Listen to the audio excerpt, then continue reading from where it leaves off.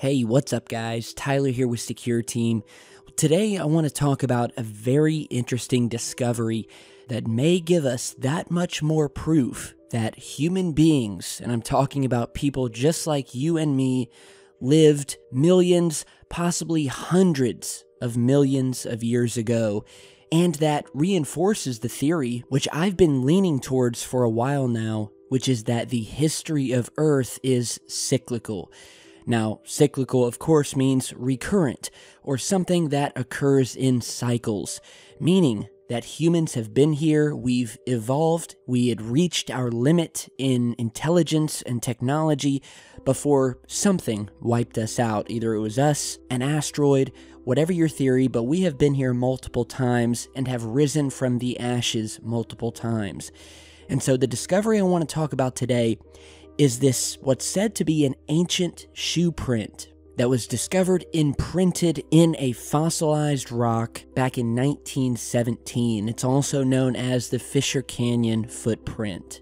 And so the story goes, and according to the very first reports of this, and there are actually two reports. One was in March of 1922 in the New York Times, and another 1922 article in the American Weekly section of the New York Sunday American, where it was described that while prospecting for fossils in Nevada, a man by the name of John T. Reed, who is a distinguished mining engineer and geologist, stopped suddenly and looked down in utter bewilderment and amazement at a rock near his feet.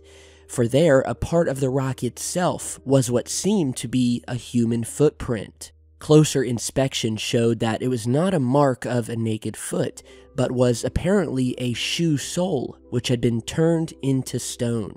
The forepart was missing, but there was an outline of at least 2/3 of the shoe, and around this outline ran a very well-defined sewn thread, which had, it appeared, attached the welt to the sole. Further on was another line of sewing, and at the center where the foot would have rested had the object really been a shoe sole, there was an indentation, exactly such as would have been made by the bone of the heel rubbing upon and wearing down the material.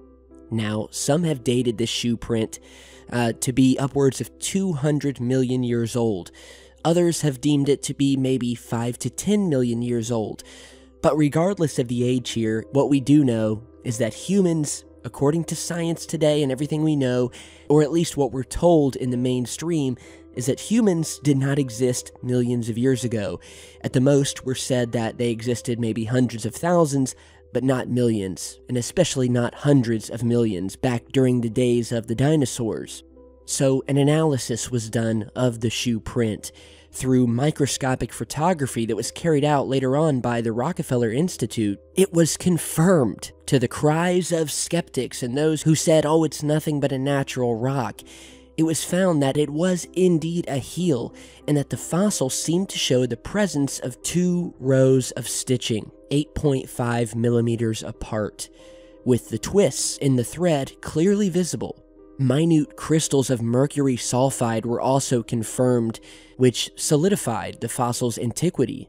Even the head of the Museum of Archaeology in Oakland, California, finally had to buckle under the pressure of all of this evidence to come out and finally state, quote, "Today's people on the earth are not yet able to make this kind of shoe. Facing this kind of evidence indicates that at the time of suspected uncivilized anthropods millions of years ago, people with high intelligence appear to have existed. The minutest detail of thread, twist, and warp proves that the shoe sole is strictly the handiwork of man."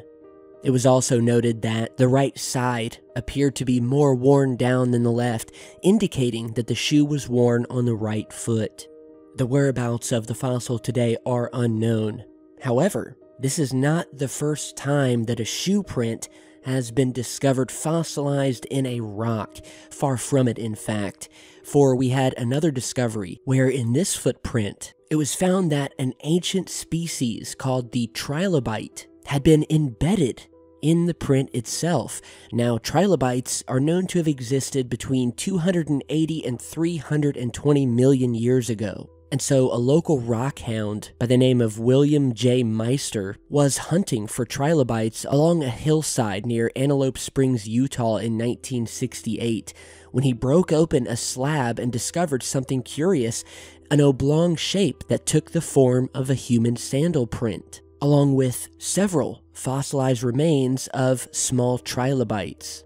Dr. Melvin A. Cook, who is a renowned chemist at the University of Utah, has confirmed the authenticity of the sandal print, saying, quote, "Quite obviously this footprint could not be the result of any carving, since until found, it was covered by the strata above."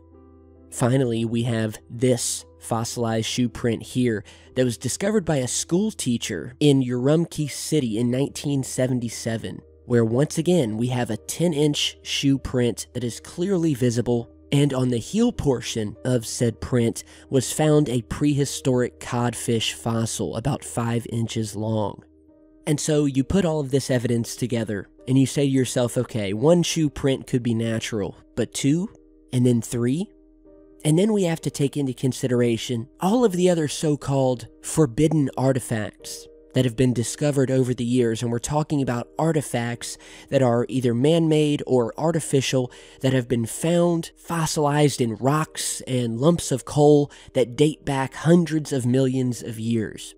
Things like the Klerksdorp spheres, which were these small metallic-looking balls that were discovered by miners in South Africa that, despite being perfect spheres, are detailed with an inscription of these perfect lines wrapping around the centers of each one, discovered in rocks that were dated back 3 billion years. Then we have something called the Ica stones, which are arguably the worst nightmare an archaeologist could have ever digged out of the ground. And as you can see here, discovered in Peru in the 1960s were these set of beautifully crafted and revealing stones, covered in drawings indicating that dinosaurs coexisted with humans and modern technology. Then we have ancient discoveries like tools and machinery parts, such as this shiny metal bar with what looks like teeth spanning its top portion, discovered in a chunk of black rock dating back some 300 million years old. In 1851, an Illinois Springfield Republican reported that a businessman named Hiram D. Witt had found a fist-sized chunk of quartz while on a trip to California. When it accidentally slipped from his hands, it split open and out fell an iron-cut nail. The quartz was said to be about 1 million years old. In 1961, the owners of a gift shop in Olancha, California, found a fossil-encrusted geode in the Coso Mountains. When one of the owners cut the geode in half with a diamond saw, he discovered an object inside that was obviously artificial. The object had a metal core surrounded by layers of ceramic-like material and a hexagonal wooden sleeve. When X-rayed, the object seemed to resemble a modern spark plug or some other electric component.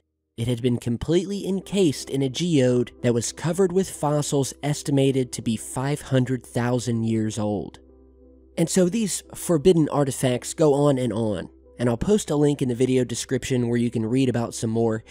But back to the shoe print here, I think it's an amazing discovery, despite what the skeptics say, and I do believe, and the evidence shows, that there is a clear agenda here with mainstream scientists and archaeologists who want to keep this information covered up because they have their own set theory and sequence of events that they have worked very hard to convince us of and to procure funding for.